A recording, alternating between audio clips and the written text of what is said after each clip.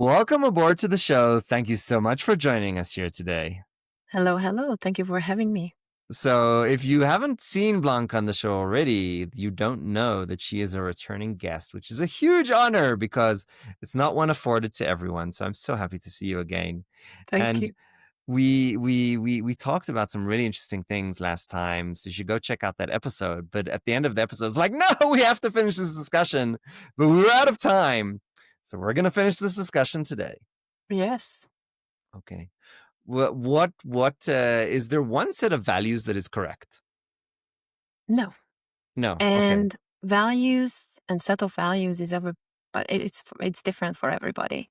Hmm. So what you value is might not be the same for me, and that's absolutely fine. And your values might shift a little bit Hmm. depending on where you are on your journey and which Yeah. period of your life you are. If you have like little younger kids, probably you are shifting towards family, or hopefully you are shifting Hmm. towards family. But when you are an empty nester, that's again different. So values are The usually problem the set. problem the problem, Bianca, is that you give so many brilliant things in such a small amount of time. You don't give me the opportunity to say, oh, let's unpack this. So let Okay. me let me Okay. let me stop you and we'll unpack Okay. this. So first of all, let's talk. So you said no, values are not. There's not right and wrong, and values are difference between. So Yeah. tell us a little bit, if we can get personal. Tell us a little bit about the differences in values that you see between Europe, Hungary specifically, and then America. You used to Hungary, is a big part of your life. America is a big part of your life. What are the differences that you see from a values perspective? So Hungary, I'm coming from an Eastern European country, and the Berlin Wall went down when I was 5 years old, 1989. And we always have this conversation with my husband, who is American. He grew up in the US, but he traveled, that I didn't have a lot of things, and Hungary didn't have a lot of things what the US had in the 70s, 80s. Yeah. So actually, I value, like, for example, materialistic thing, or like I try to get out of that, but I still value a lot of materialistic thing because I didn't have it. The US is like, oh, this was the base, we had it. Like, for example, different type of jeans, you had beautiful brands and all sorts of colors and types. Meanwhile, we had like one type of jeans, and if you are lucky and you had relatives who traveled, it was a big thing. Or like when we first got the first bag of gummy bears from Austria, when we finally could travel. So is the appreciation for things, it might be different. It's also that because we didn't have it, Hungarians tend to be, not everybody, so this is like an overall Generalization, yeah. generalization, but tend to be more hedonistic. It's like, let's burn the candles on both sides because we have to kind of catch up. So I feel Compensation. like we are always in a rush to enjoy and push through.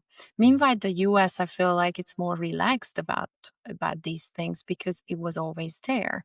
But then there is less appreciation, or because there is not a lack of mindset, or a scarcity mindset, but for Yeah. example, Eastern Europe it would have.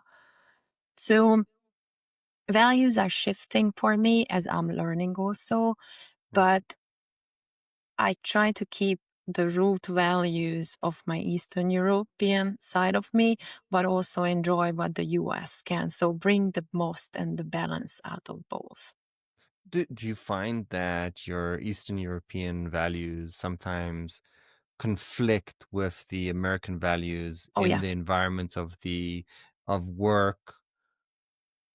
And maybe we wait a minute and let you answer before we talk about how they conflict in the relationships.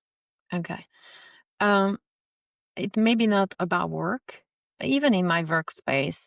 Mm. And I don't like to waste things. Mm. So I'm teaching my daughter that, like, turn off the sink or the tap, turn off the lights. There is not endless of everything. We are Mm. using resources Yeah. and it's finite.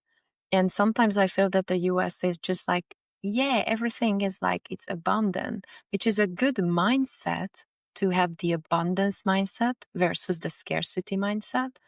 But also, it's like I would like to teach my daughter that there are resources and there might be finite resources. Yeah.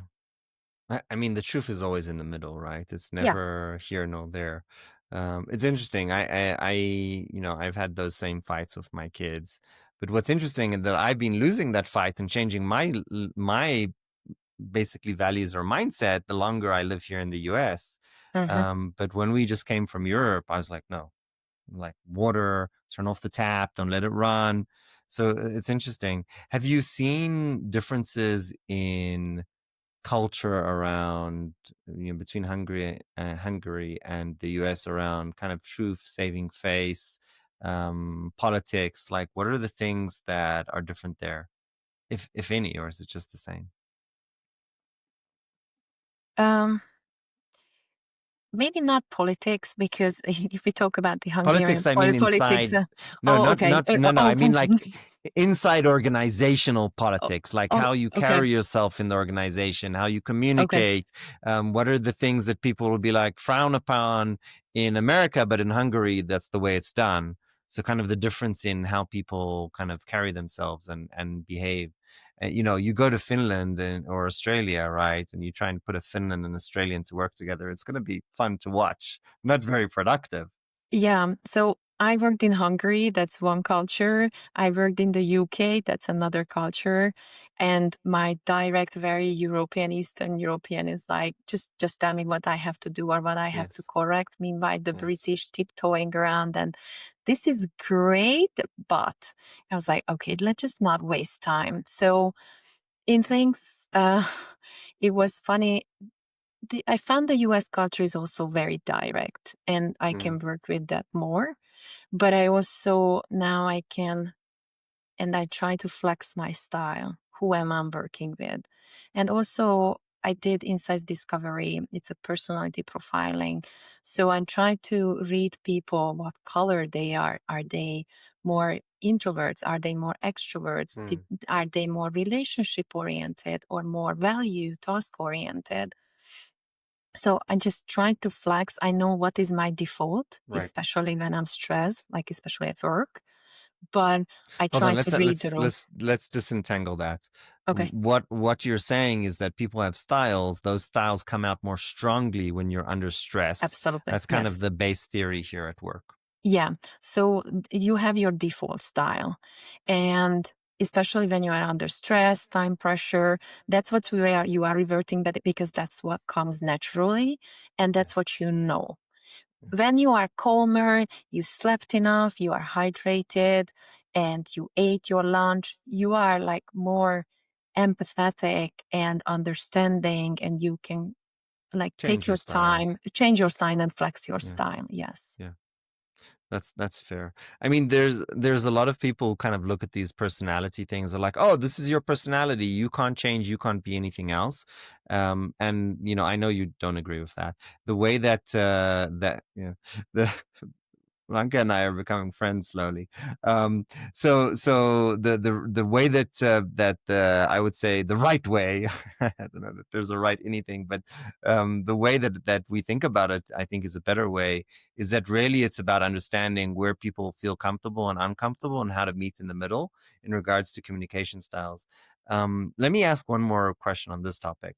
Some people coming from Europe come into a very American company and they basically get told that they're misbehaving, right? So like, oh, you did this and it made people feel bad. And then, this European person is like, well, hold on, this is how it's done in Europe. Like, why is that suddenly, why am I getting, basically told that I'm not okay for something that it's actually a difference in my culture? Like, why am I not okay? Maybe it's you guys. Like, so how do we, this difference in cultures between individuals and companies, it's challenging. If you Yeah. are that individual in a company going through this problem, what would you advise them? Just change yourself, or No. what should they do? Never change yourself, but you can learn about the others. So instead of pointing fingers, I always do this with my clients. That is like when you're pointing one fingers, 3 points back. So instead Thank of you. blaming them, that it's your fault, that you are blaming me. Actually, it's like, okay, what do they want to teach me in this? And maybe read a book about the American culture if you are coming from Europe, or vice versa. And or you can ask other people, or you can ask for feedback that, hey, I don't get this. What can I do differently? And what we are slowly forgetting is actually being humble, Yes. especially when you are in a new position that maybe you are an expert in something, but like stepping back and as like observing the team. You are injecting yourself into a new team, into a Yeah. new dynamics. It's changing. So observing them, understanding them, you figure out that who is the leader, where are the unwritten rules, and Mm. that's when you can. But we like to prove ourselves, and it's like, I'm the Yes. Tarzan, I'm coming Yes. in and I do this, I know this. That's when conflicts can come up. Instead of like, okay, let me step back. I know who am I. I don't have to prove. Right.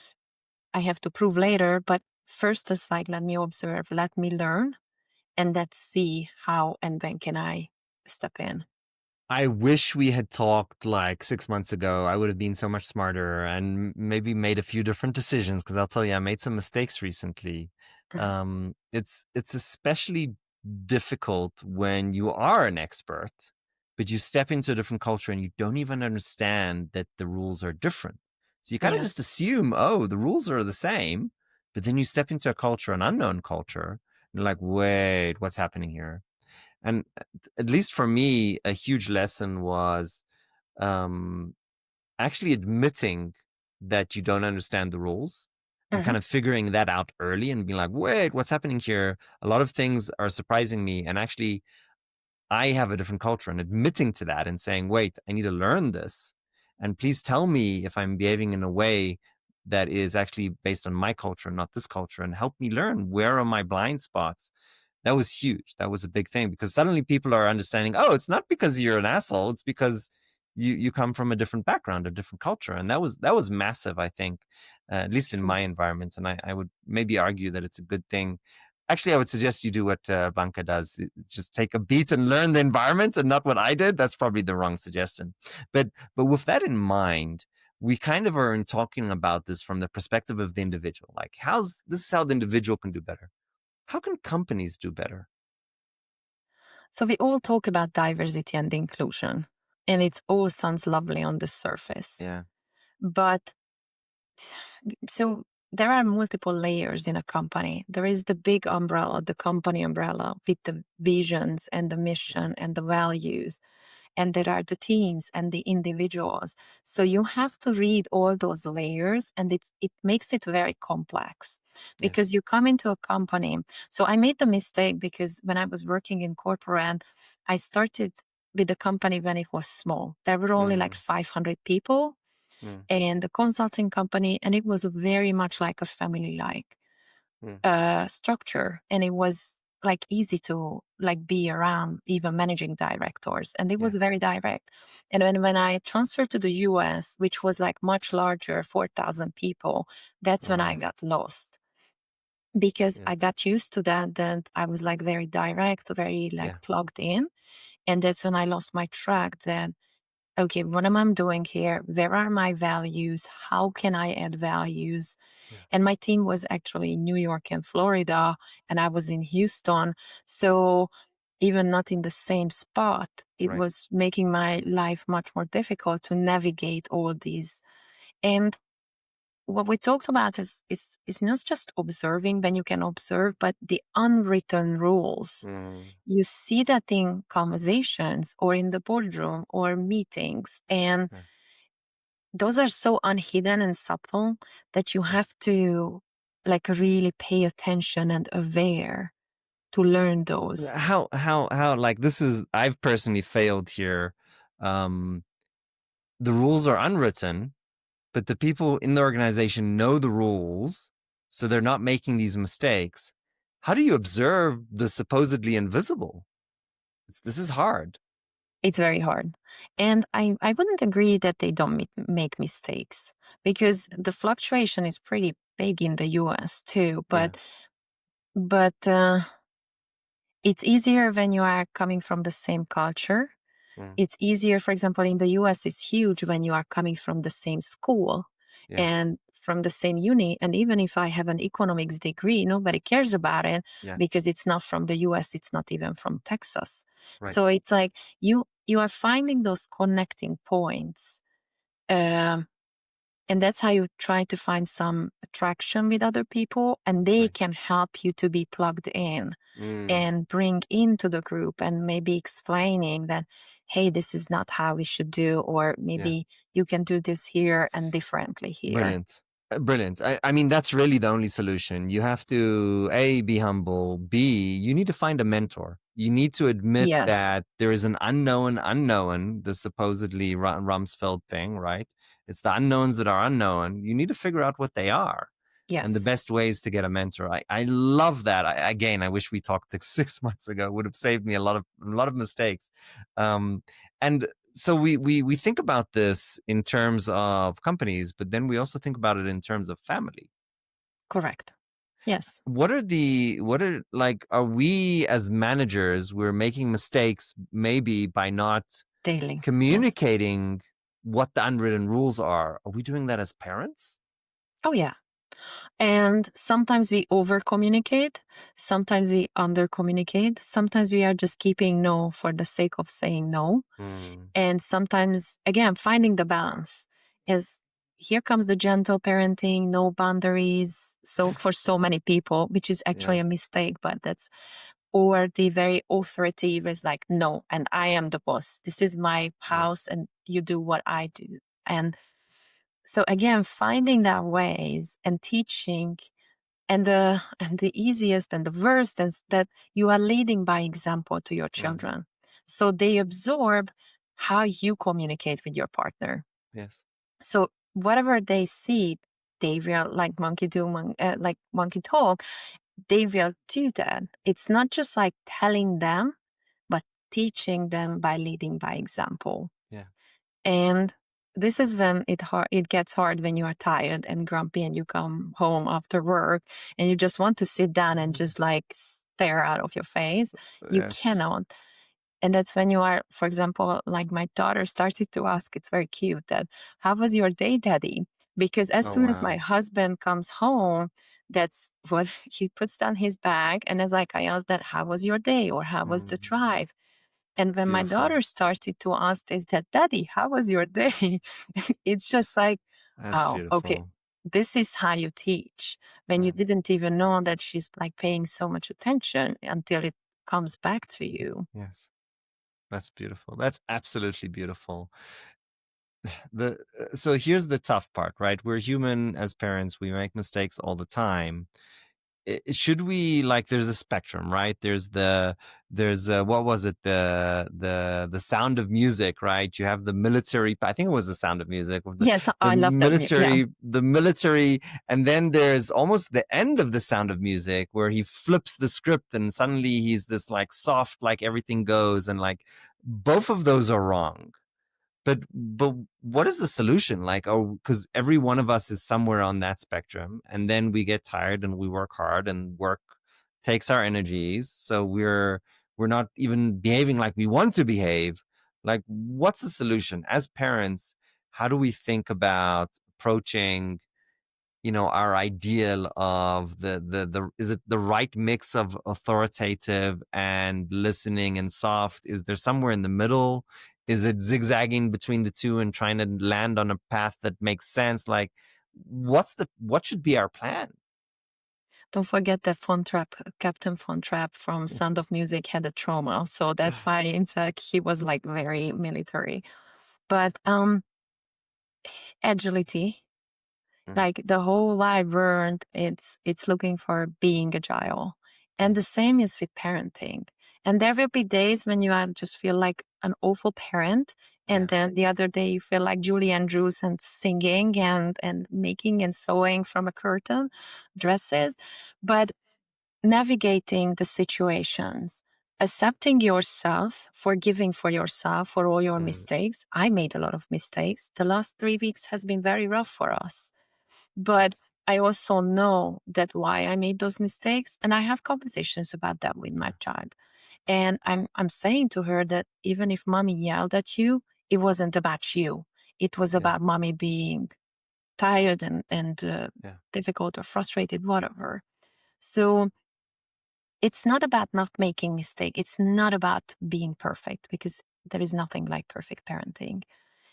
It's being agile, reading the situation, reading the child in front of you, and knowing yourself more, being more self-aware with yourself, and saying and being humble and saying that I really messed up today and I'm yeah. really sorry about Do you that. say that to the kids, or do you say it to yourself? Do you say it to the I do spouse? Who I do you do say it that to? both. I do all. I say it to my daughter, I say it to myself, and I was like, "Ugh, today I What was effect really what effect does that have on the kids where you're basically saying, "Oh, mommy also makes mistakes, and today was a bad day to me. I'm sorry." it's teaching them that it's okay to make mistakes. It's okay to fail. That's if you try to create that perfect glaze that everything is perfect and mommy and daddy are perfect. So that's a huge pressure on them because if mommy and Yes. daddy are perfect, I need to They be perfect. yes. And here comes like adult people pleasers because that's how they thought that they get the love. But when you Yes. say that mommy really messed up today and mommy got frustrated, it Yes. means that I'm a human being with Yes. emotions, with daily things, and it's okay to be sad. We are suppressing, and especially the US, I see this, we are suppressing so many feelings Yeah. as bad feelings, labeling them, Yeah. and that makes us sick emotionally, mentally, physically. And we are not living our feelings. We are just like, yes, everything is a magical unicorn and pinky rose. It's not. And it's not I bad. love I so I love this. This is brilliant. Would you argue that by embracing your mistakes as a parent, you're actually creating more resilient children? Absolutely. Because they are learning. They are learning that mommy made mistake or daddy made mistake, but they stood up and they are keep going. They say sorry. It's not just shifting, taking responsibility Right. and being accountable. It's a huge thing. Yeah. And for example, I learned once that instead of like saying that, oh, the plate broke, you say that I broke the plate. This is Yes. how you are teaching responsibility to the kids. Yes. That it was me who broke it. Yeah. And that's when they can take responsibility for bigger things. Yeah. When it's like, okay, you spilled the milk. That's what happened. Let's clean up together. It's not like, oh, you spilled the milk again or something. It's like, oh, you spilled the milk. That's a mistake. Let's clean up, or what can we do about it? Mm, I love that. I might even make another argument is that moving mistakes into out of the realm of shame and into the realm of learning, Yes. it actually is going to make the kids smarter. Because if they have the philosophy of you can't make mistakes, then they're going to be afraid to do things. They're not going to take any kind of risk. Even if it's not really risky, it's just, oh, there's the risk of me being wrong. That prevents them from learning. Yes. Again, they love you the most as parents. Mm, They want to please you. They mm, want your love. And how do we are gonna do that? Okay, I cannot make mistakes. I cannot spill that milk because mommy said it last time that if I spill it again, she will hit me or whatever. mm, And it's just like it creates pressure. yeah, Creates pressure on you because you try yeah, to pretend that you are perfect, but you are not.